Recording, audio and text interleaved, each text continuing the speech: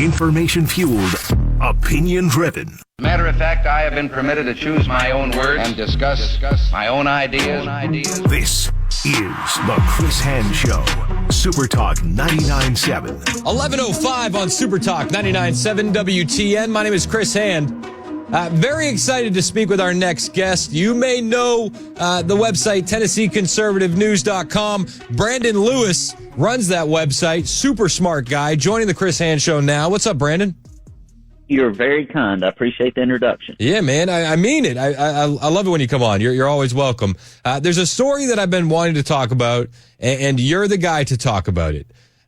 We've all heard rumblings of a commercial airline transporting illegal aliens to Tennessee, Memphis in particular. The flight's coming from LaGuardia. What do we know about this, Brandon?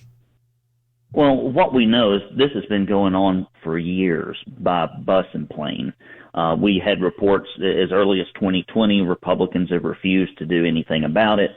It is common. It happens all the time. We get reports of busloads of people showing up to Social Security offices, health departments. And so this is happening. I think we had over in just, 1 week of reporting, the little reporting that we've gotten, almost 1,000 illegal aliens in just 1 week out of 52 were sent to Tennessee. So this is an ongoing problem. It's nothing new. This is just the most recent occurrence of it. Well, I think that the thing that kind of caught me off guard about it is that this flight isn't coming from the southern border. This isn't a flight from Phoenix or a flight from Dallas. It's a flight from LaGuardia in New York. Is that different? I don't think it is. I'm certain they're just spreading them around wherever they want to send them. They're doing all this stuff under the cloak of darkness. They're not reporting it. They're not forthcoming with the information because there's not a community in the world, even liberal Martha's Vineyard doesn't want illegal aliens to be put on their doorstep. Nobody really wants it, even though they virtue signal about it from time to time. Well, I guess my question would be, is this the state government of New York or the federal government that's filling planes with illegal aliens and sending them to Memphis? You know, we don't know exactly, but it's almost assuredly the federal government. They're the ones that are funding and bankrolling all of this. And the thing that is so sad is we had legislation to stop this this year in the Senate, and it was killed by Todd Gardenhire, John Lundberg, and Kerry Roberts, who voted with the Democrats to keep from penalizing these companies for doing it, and also upholding the exception for mass transportation companies like Delta, American Airlines, Greyhound from mass transporting. And Kerry Roberts has Cheatham, Dixon, Hickman, Humphreys, Montgomery, and Robertson counties. So when you've got people like Kerry Roberts voting with Democrats to make sure that illegal aliens are mass transported into Tennessee, we got a real problem with conservative moorings in the Senate, and something needs to happen to change that. No, it certainly seems like we have a problem. And Gardenhire's name, I only hear his name come up when it's something negative as far as conservative circles go. Yeah, you're correct. He is the head of the Judiciary Committee, and he has been probably the illegal immigrants lobby's best friend in Tennessee. Every time there's any initiative to stop illegal immigration, he was all for the center where kids were molested and lost. He stuck up for them. He was more concerned about the people that would lose their jobs at the center than the kids that were abused. And so we've seen this time and time again, and it's a shame. And it even got killed in the House. Andrew Farmer and Frank Nicely brought a bill that would have stopped it, and it was defeated as well by John Gillespie and Dan Howe. And so we've got RINOs, in-your-face RINOs, working overtime to keep this illegal immigration problem alive and well in Tennessee, and it baffles me. So I guess, and it baffles me too, and the question that I come back to is why? Well, it's pretty easy. You know, you've heard it before, follow the money. When we did our follow the money report and put thousands of labor hours into going through all of Republican leadership's campaign contributions in Tennessee, we found that 90+% comes from outside their district and from special interests, most often left-leaning. And so when all your campaign money comes, just about, from outside of your district, you really don't have to be beholden to constituents, because if you've got $400,000 in the bank, most people that go to vote are a little low information, Chris. They get 5 or 6 postcards in the mail and with lies in them about people's conservative voting records, and they assume that they're conservative, while your grassroots conservatives have a much more difficult time raising money, and they go out and have to work a good ground game. But the fact is, so many of these guys that are up for re-election this time around have terrible voting records, and the truth is starting to get out, and they're concerned about it. Well, and your Follow the Money report is a good place to start if you want to inform yourself. How can people find that? Well, I think you just go to followthemoney.net, if I remember correct. It's just a little landing page, and you can download it.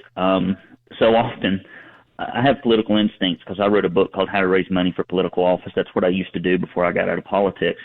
And so I always knew and felt like this is what happened after people had been, in office more than about 3 terms. But that report really just verified that the problem is this conflict in our state, Chris, between the left-leaning corporations and the lobbyists and the PACs that fund the Republican Party apparatus and the very, very conservative primary voters who go to elect them. And so there's a huge conflict. Few people know about it. But it is what drives the left agenda, the corporate welfare, the lack of educational improvement in our state. It is really at the heart of so many problems we have that we can't seem to fix. Well, it seems like at the heart of a lot of our problems are conservatives basically just being Democrats driving the speed limit. Who are the main offenders, in your opinion, that we have here in Tennessee? Well, you've got Patsy Hazelwood. She's got a great opponent here in Chattanooga, Tennessee. She's one of the worst. You've got John Lundberg, who's got an opponent with Bobby Harshbarger, Farrell Hale, who wanted to keep us locked up and signed all the letters about you need to take the vaccine, it's safe and effective, it stops transmission, don't be selfish, etc. Don't worry about the health consequences. He's got an opponent in Chris Spencer, who is backed by John Rich. So we've got a lot of people running this time around. Tina. We've had Chris Spencer on a bunch. He's a good guy. He is. And Tina Hedrick's running against Ken Yeager. I helped him get elected and never thought that he would turn into a rhino, but he has. And sometimes you pick the wrong person and they get up there and they get compromised. So I've never seen, at least since 2020, so many conservative challengers going against rhino incumbents. And I think you're going to see a shakeup in the Senate, and you're going to see a shakeup in the House leadership, because I just don't think if these challengers get the voting records of the incumbents in front of the constituents that they're going to want it. Is illegal immigration currently the biggest issue we're facing? And I don't know if it's the biggest issue we're facing, but it's the biggest issue that primary voters are concerned about based upon our polls. And so, and that's the thing that really is almost like salt in the wound.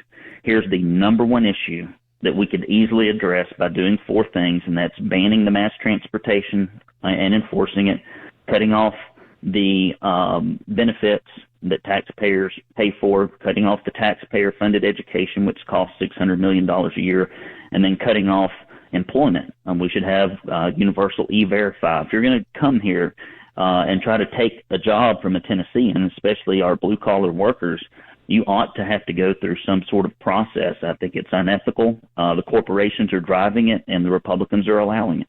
Well, and it seems like this is just common sense stuff that you're saying. Why are our so-called conservatives, going against these measures? Because lobbyists live under their desk up in Cordell Hall, and all their money for their campaigns come from there. And if they want to later peddle their influence or get a corporate job, they've got to walk the line. And so much of this is just about money, influence, and power for the individual representative or the state senator, and it has very little to do with delivering the will of the people. I mean, like, for example, all this corporate welfare to Ford Motor Company and the Titan Stadium, every time that Tennesseans are polled, they don't think it's right. But Bill Lee celebrates it. I mean, openly celebrates it, knowing that Tennesseans aren't for it. And so we've got this ruling elite class. They're not really conservatives. They're just corporatists. And the reason they run as Republicans is because that's the way their district is drawn. They're class president types, and they'd run as anything if it got them elected. What do you think about the job Bill Lee's done here, Brandon? I don't like him.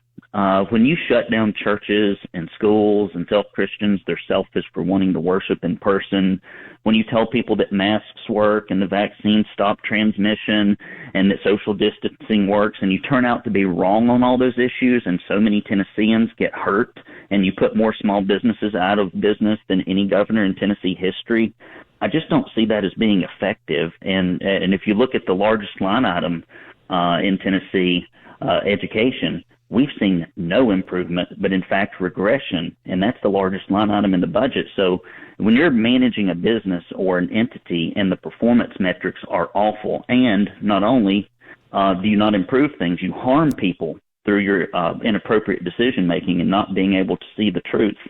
I mean, that's awful. I think that the history books will look back at Bill Lee and his treatment of the pandemic as probably the worst governor in Tennessee's history. Well, and you mentioned schools and how they're essentially falling apart. Where were you at on school choice, and what was your views on what the governor was trying to do there? Well, conservatives are split on that, and so my real desire, and I'm going to work on that this legislative session coming up, is for just a no strings attached tax rebate.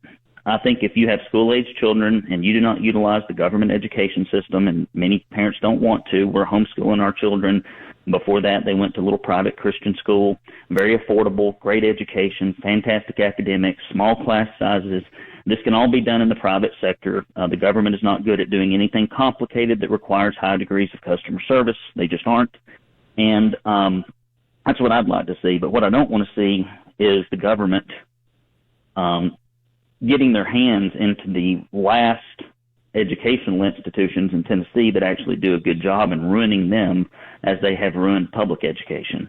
And so that is one of the biggest concerns that conservatives have is, okay, here's this organization.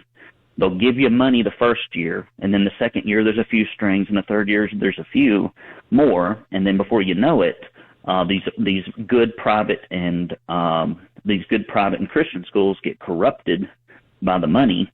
And then what used to work no longer works, and so now where do you go? Yeah, and as your escape hatch. And the leftists and the Marxists are already trying to corrupt private Christian schools. They're trying to infiltrate and all that. So we don't want that. We're talking with Brandon Lewis from TennesseeConservativeNews.com. Smart guy. Where we tend to always be like, this is bad, these people are bad. But I have to ask you, because you're in the weeds on a lot of this stuff. Who do we have out there that you consider like a freedom fighter and a shining example of who we have representing us in Tennessee? Well, the easiest place to find that information is if you go to RINOreport.net. I'm pretty sure it's .net. It's RINO Report, R-I-N-O, no H, report.net. And every year we tell you who the 5 worst are in the House, in the Senate, and then the 5 best. And so some of and we've got last year's report is out there. And it links to the old report, and this new one will link to all 3 reports where we look at all the legislation and just basically identify the worst offenders and the biggest champions. You got like Janice Bowling, Jody Barrett, Brian Ritchie, who's actually running for an open Senate seat, which I hope he gets. You've got folks who Frank Nicely's been pretty consistent. We disagree on a few things. Mark Pody.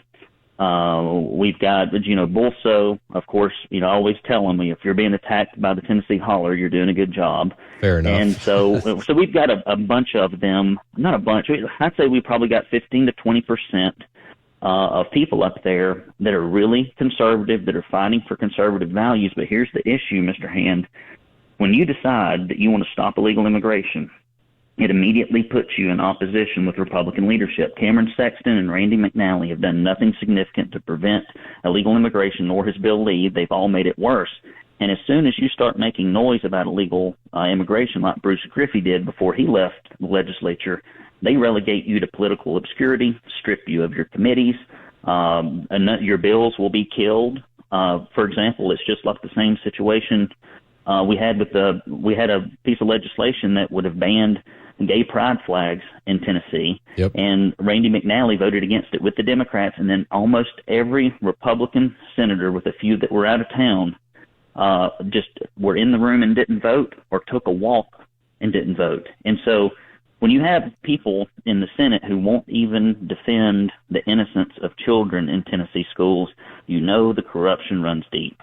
So I guess before we close, Brandon Lewis with TennesseeConservativeNews.com, what are some action items for your average everyday citizen that we can do and start doing today to kind of right the ship? So here they are. I always tell people that I can tell if you're conservative or not by looking at two things. That's your checkbook, and I can look at your calendar. And if all you do is consume conservative content, Fox News, talk radio, podcasts, books, but you don't do anything, it's almost pointless. And so I tell people there's a few things you can do. Number one, find a conservative candidate or a cause and write them a check. If it doesn't hurt a little bit, it's probably not enough. If you don't wince when you write the check, it's probably not enough. Find somebody, get behind them financially. Don't be cheap. Don't be an armchair warrior. And then knock on doors, call people, host fundraisers, go make phone calls, mail notes, write op-eds. All this measurable stuff is important, and inputs equal outputs. And people are like, they need to change something. We need to change something. No, I'm sorry. You need to change something. You need to do something, because your government's not going to get any better if you don't invest any time or money into it. So we could go find a local candidate, go find a local cause, get behind them with your time and your money, and let's change the face of the legislature, and we can protect Tennessee and make it red again. Amen to that. Brandon Lewis with TennesseeConservativeNews.com. Brandon, thanks for coming on the show today, man. I really appreciate you. Thank you, sir. You're very kind. Yeah, anytime, Brandon. It is 11:22 on Super Talk 99.7 WTN.